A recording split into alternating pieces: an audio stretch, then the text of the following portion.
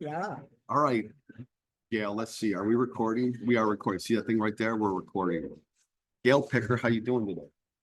You just bought me lunch, so I'm doing great. I'm doing great. We had a really great lunch, and you did. Once you knew I was a pain, CP was paying because there's a great conversation we've been having about the organization. You like took avocado, right? Or I said, what costs extra? I want that in my salad.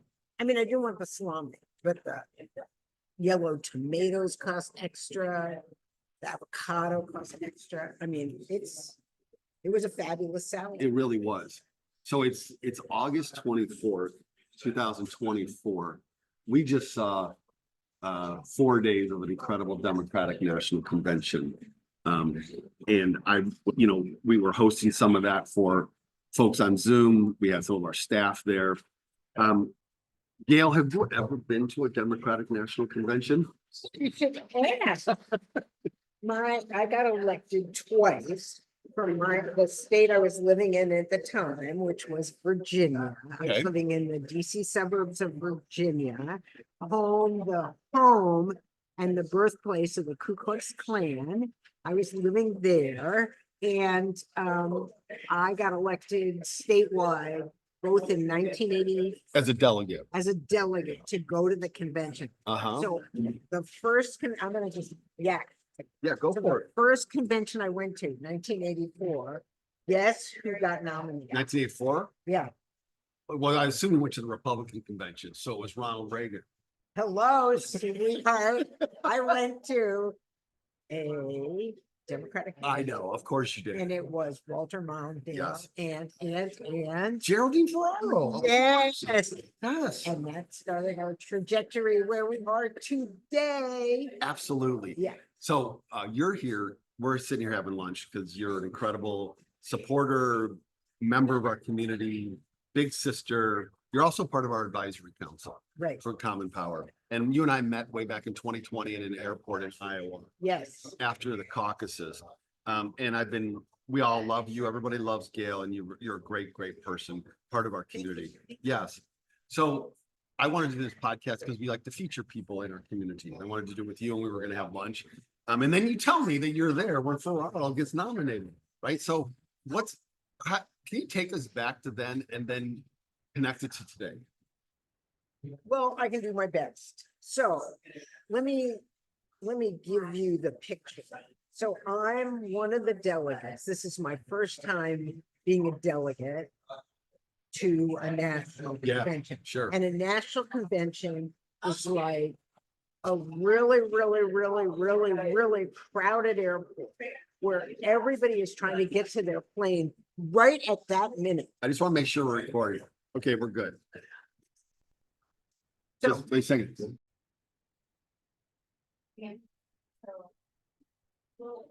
Okay, we're good. All right. so it's like a really, really, really crowded airport. Everybody's trying to get to their plane. Yeah, right. So you want to go to the ladies' room? Okay, you're there for 12 hours. You want to go to the ladies' room? You better figure out plenty of time to get there. And where are you in this huge convention hall you've never been in? And where's the Virginia delegation?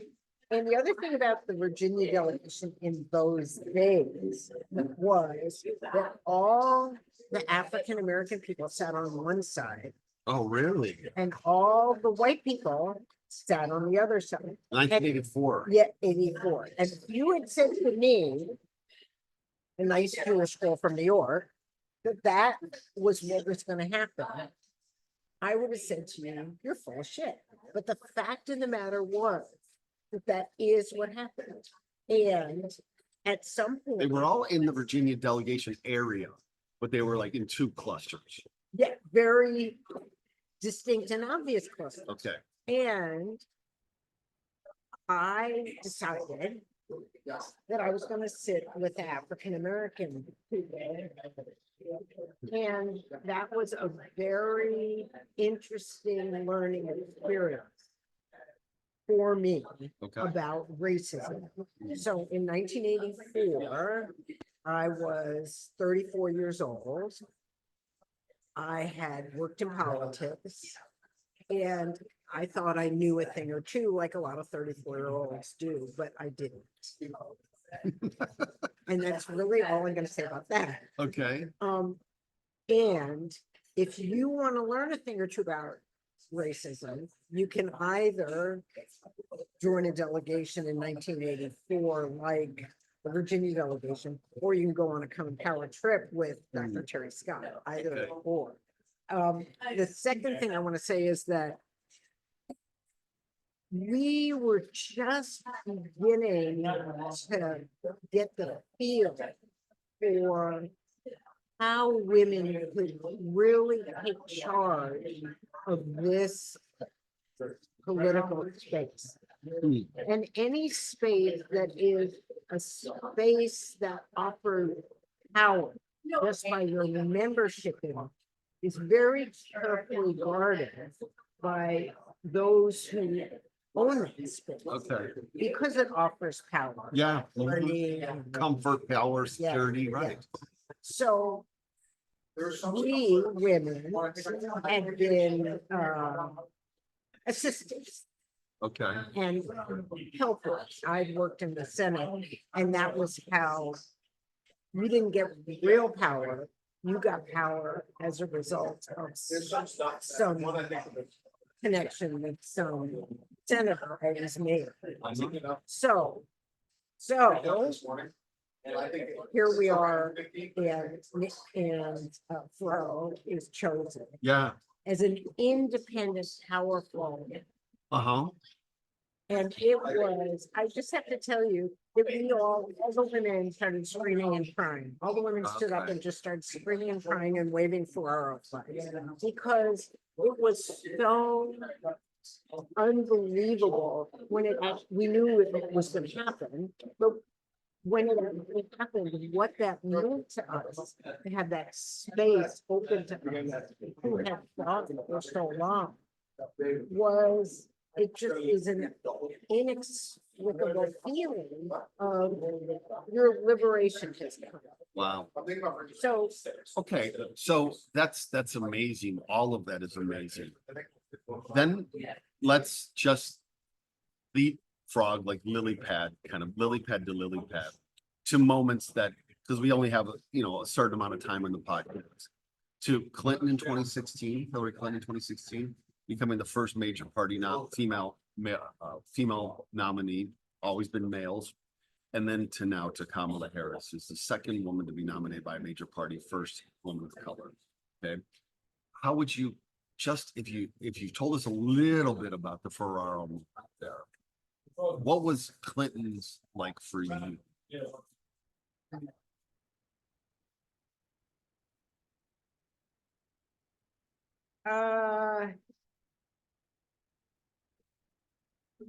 it was thrilling, but not quite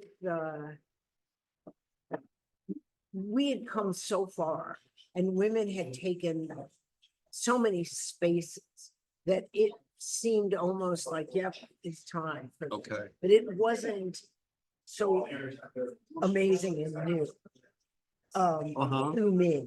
And my daughters were there at that event when Convention? no, when she gave her, said, thank you for the nomination. It was in New York. It was some place in New York that she did. And they were at the convention. And I felt like, because so much of what raised up Hillary Clinton was her connection to Bill Clinton, a very traditional Yeah, trajectory, yes, that it also was going to keep her from the cross. okay, And there's a lot to say about that, about how the party was maneuvered yeah, and yeah, the difficulties with Bernie Sanders Yeah. and stuff like that, but it wasn't quite straight up. It was still kind of using male privilege to gain a certain kind of prominence. And that's gonna bite you in the ass at the end. So you felt at that time that this was, you couldn't revel in it in the same way? Right, correct, Uh-huh. correct. It was great. It was great.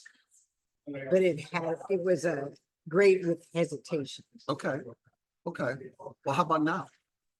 Oh, this is the end of the world. I'm done. It's the end of the world. In a good way. Yeah. I'm decoding. Right, Gale, no, okay? no, I mean, it's because she's running because of who she is as a leader. Who she is as a leader. It could be uh, who she represents, who she's brought into the fold, and it's all her mind, it's all her mind that has created this amazing groundswell of support and hope and joy. I feel like she's on a wave that grew because of her, but she didn't manufacture it. Correct, correct. So you tell me what you think, because I'm female and I'm 74 and I've fought this fight from, I mean, sixth grade when I wanted to play football. So this is not a new fight for me, Uh-huh. but this might have been on the periphery of your mind in sixth grade. I don't know. I'd love to hear how you see this trajectory. Yeah. My assessment of first of all, I do remember when Ferraro was nominated. I was 17 at that time. And I remember, and I was excited about it. My older sister is 4 years older than me. And my other older sister, who's 10 years older, have been big influences on my life. And so I've always seen powerful female leadership as like a great thing. So I was excited about Ferraro. Well, my dad was a Reagan Democrat, okay, in Michigan, was a teacher, classic kind of white suburban Reagan Democrat. And I wasn't a politically astute person at that time, so I was intrigued by it. And then Mondale and Ferraro lose 40 million states, right? Reagan's landslide was massive. But so I was around and knowledge and noticed it, but wasn't really engaged. Clinton, of course, I was very engaged, very attentive. And what I would characterize as what I see going on with Vice President Harris is that Clinton was carrying the entire world on her shoulders, her back. And because of the history of Bill and her relationship with Bill and her own history, and her relationship with Obama and the way that they had run against each other in a way, like maybe the metaphor isn't on her shoulders, maybe it's baggage, luggage. I think it's Luggage, and like the luggage train was so massive, right? Yeah. She said those people you see at the airport is coming through and they've got like 10 bags or something, right? Yeah. And like they're going somewhere still, but they got 10 bags, right? And nobody to kind of finish the metaphor, almost nobody came alongside and said, I'll pull some of those for you.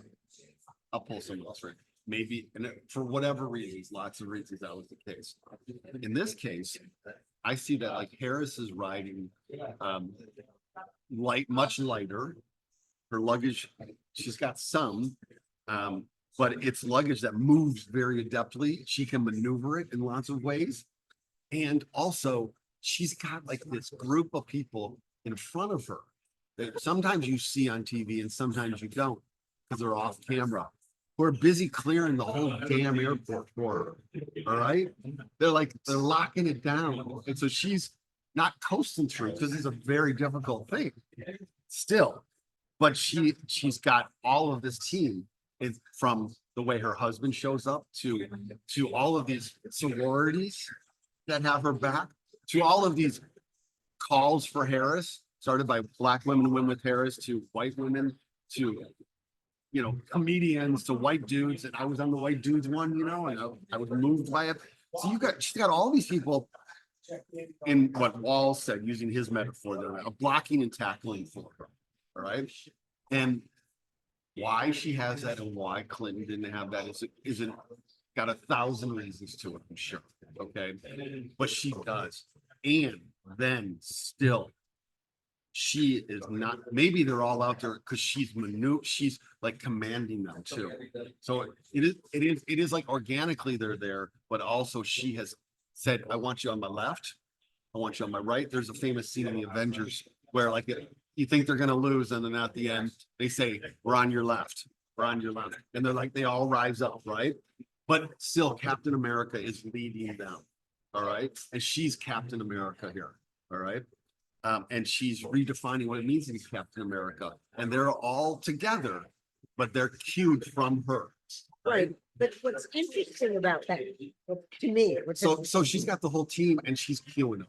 but she came in, when she started prosecuting cases as a district attorney, she would say, for the people. So that's always been her gestalt. We're riding together, as you said. We're all riding together. I'm one of you. I'm one of us. And I think, and we talked about this, and I don't know if you want to go down there. I do.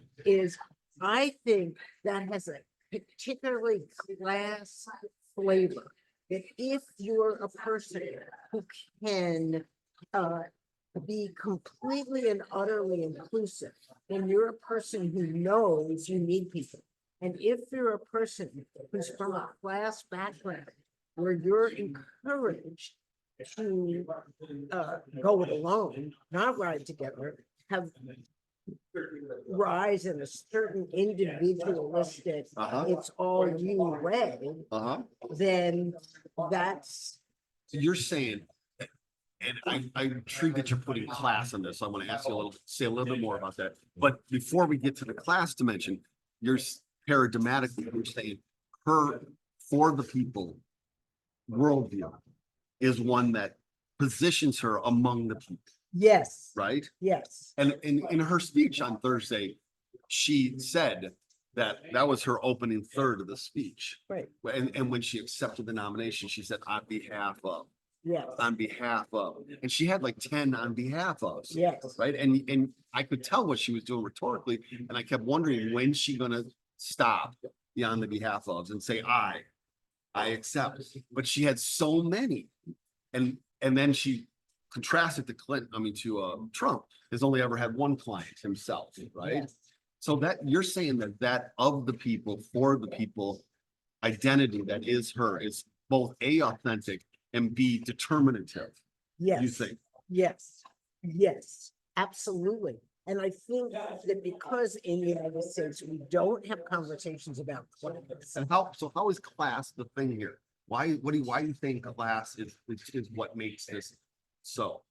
So she's among the people, she's among the proletariat. I mean, what are you saying? So what I'm saying is, so I'm not a PhD. So first of all, I want to put the. I'm trying to understand what you're saying. So what I'm saying is, remember when she was talking about and Emma and Uncle. She names all these people. Right, and none of them were famous. Yeah. And none of them were like Roy Cohen, who Trump names, was who's famous lawyer? Joe McCarthy. Yeah, that's right. How did he knew how to wheel and deal and take power away from people. It becomes the Trump's lawyer. Right. Yeah. So wait a second, I need to get some of my Diet Coke that you bought me.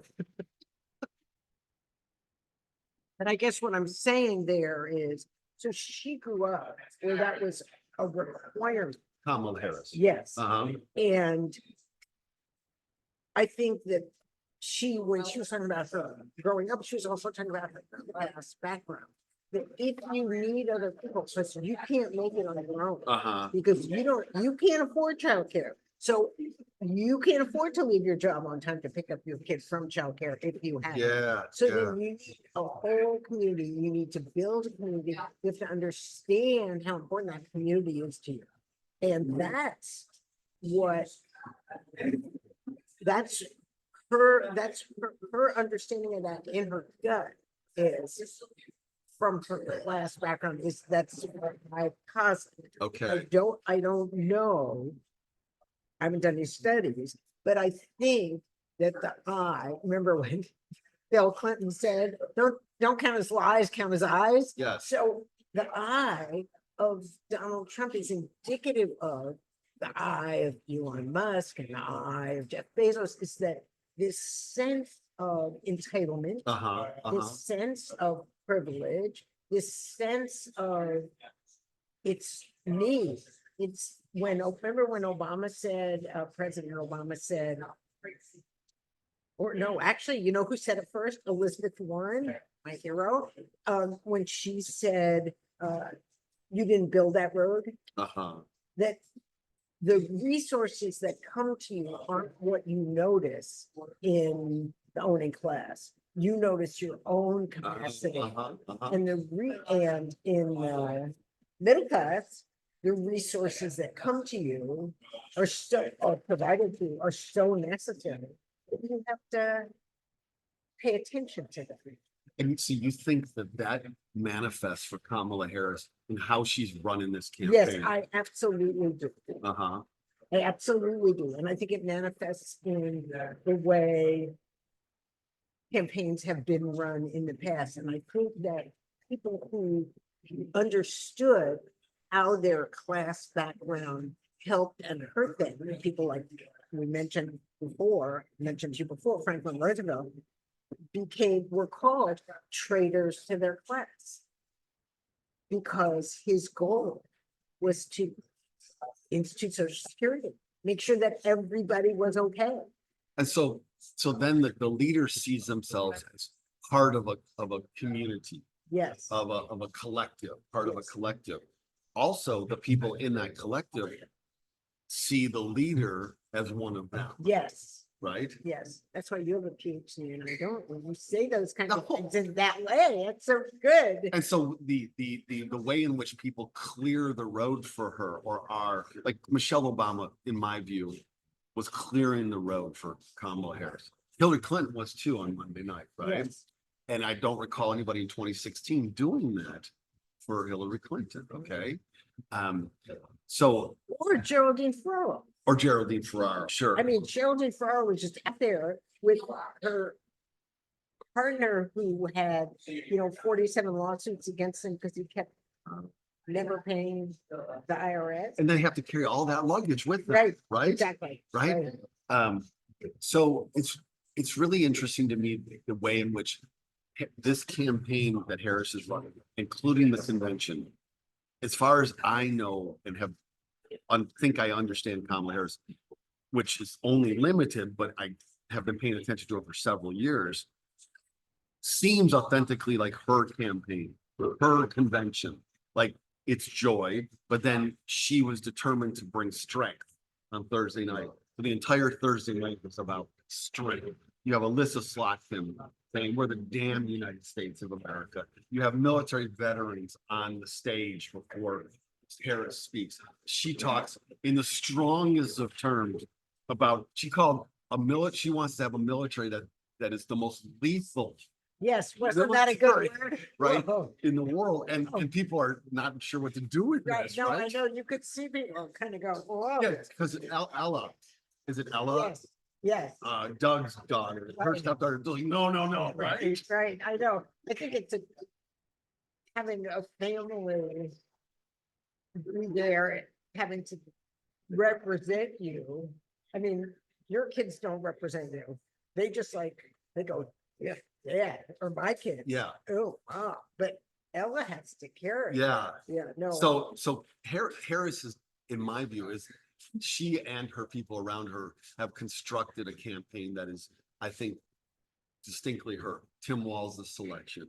I think you could see the difference between him and like Josh Shapiro and Andy Bashir and Roy Cooper and Mark Kelly, these other folks that like clearly are not walls, right? So to me, I'm really intrigued in how that has occurred in a short amount of time, a very short amount of time. I think the only way that that happens in that short amount of time is if you distinctly have a sense of self. Yes, correct. I agree. Like you're not figuring yourself out in that Right. moment. Right. Or your values, or you don't care what the reaction is going to be. You know, Walls, whether he ever saw a teleprompter or ever put on a suit, you know, that's what you want Uh-huh. because he represents the values you know you have. Yeah. It isn't, you know, the one thing people used to say about other candidates was they have too many cooks in the kitchen. Uh-huh. Uh-huh. And that, I think that it doesn't matter how many cooks you have in, you know, Kamala Harris's kitchen, she's gonna make the final call. She is the cook. Right, She's the chef, right, right? Like she can be she has all these cooking shows and she clearly knows though. I mean, did you ever see that one clip where she's like doing a media interview and they're like getting the sound check already? And so she's busy talking to them and the check while she's busy having a conversation about cooking too. She's like, make sure you baste this and do all this stuff. And there was no sense that she was somehow ceding the ground as a woman in doing that, which you, because of the stereotype of the cook, right? right, She just was like, this is who I am, right, right? right, And that, and it being her, being whoever she is, entirely separate from any male political entity that has, no one's carried her to this place, right. is very, very powerful, right? Yes, yes, yes. And she's won so many races in a really gruesome state to run it. Uh-huh. You know, because everybody has an issue and you better speak to their issue or they're gonna undermine it. Uh-huh. So I just feel like she is a tried and true warrior. So just to kind of close up the podcast then, what does she get? What is she Kamala Harris being she? What is she benefiting from Ferraro and Clinton that Harris doesn't have to do? Because they did that 40 years ago. 40 years ago was Ferraro. 8 years ago was Clinton. What does Harris getting from what they did? Well, they're great, but how many women ran for president last cycle? On the Democratic side? Yes. Several. Yeah, Warren, Klobuchar, Harris, and Tulsi Gabbard. Okay, so several is a third of 15. Okay, Okay. so what I think is you see Ferraro or you see Clinton, but the world changed. So how many women senators were there in 1984? Yeah, How probably. many, you know, when was Anita Hill? Uh-huh. You know, 1991. Right, Yes. so in 1984, we didn't even have the terminology of how people could be sexual harassment. That didn't even exist in anybody's terminology. Mhm. And now sexual harassment is like, why Weinstein is in prison. So the world has changed so much. And so I wanna give credit to standards, but I really think it's the platoon, you know, what are they called? The guys who march the infantry or the Foot soldiers. foot soldiers. I really think it's the foot soldiers every time. And I mean, of course, on those wonderful, unbelievable Common Power trips, you talk about the foot soldiers that cross the Edmund Pettus Bridge and teach us now. Mhm. But I think it's women as foot soldiers that have been in our arms length over and over, crossing the bridge. Maybe somebody's in front for a moment and then they get shot, Mm. as in Geraldine Ferraro and as in Hillary Clinton for sure. Right, they get wounded. Yes, They get wounded. yes, Yes. but we still keep going because of the foot soldiers. Yes. And now, you know, Congress and all those women who spoke at the convention, And nobody said, oh my God, there's no man speaking. They just said, oh, wow, he's great. Yes. Oh, wow, you know, look at Big Brett, you know? Yeah. So, Hillary Clinton, in her speech on Monday night, said on the other side of that ceiling, that cracked glass ceiling, is Kamala Harris, right? taking the oath of office. Taking the oath of office, right? And but the wounds have been massive for the people before her to get her, and for Harris too, wounds. But we have kept marching, Yes, and now we think we're on the cusp. yeah, Yeah.